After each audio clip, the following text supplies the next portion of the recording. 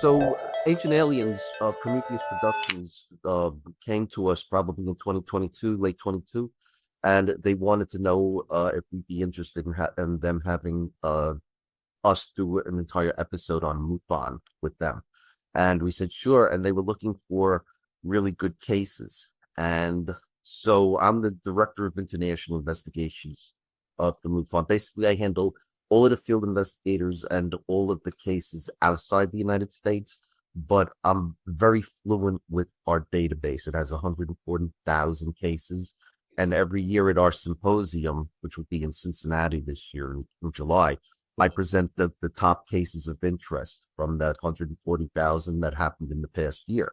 So when Prometheus reached out to us, our media director, Ron James, who made the movie Accidental Truth, okay, he said, Bob, you know any good cases? I said, sure. And they set me up with the producer of Ancient Aliens, and I gave him this case in Pennsylvania where a woman sees a bright light come down on her farm, and she has a pond in the backyard. And this is about 7 miles away from the Susquehanna nuclear plant. We know that UFOs like nuclear plants.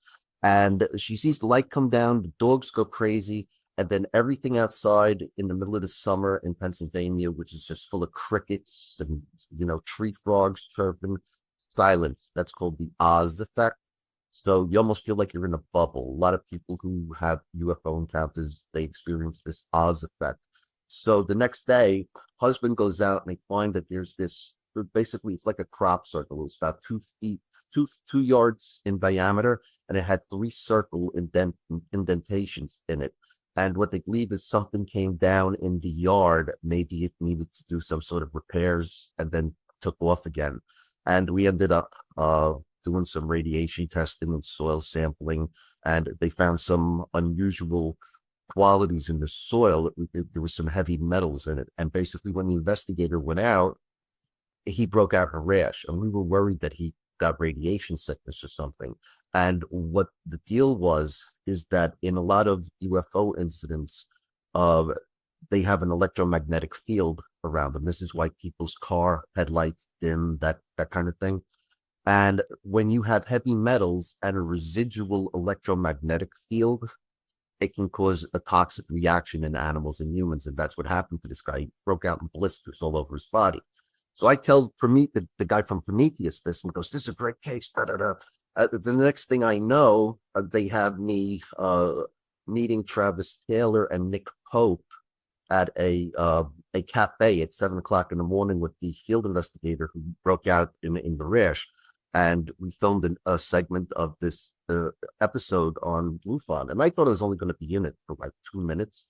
And it was the main segment of the episode. So I got like 10 minutes worth of screen time on Ancient Aliens.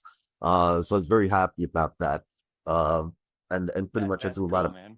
yeah, that's a cool story. And it's amazing how they do the show. Okay. It's like they film you pulling up. They film you driving away. They do it again. They bring the drone in. They want an aerial shot of you pulling into the cafe, and then there's a certain point where they call it nodding, and they take shots of you going, Oh, uh, and it Yeah. took.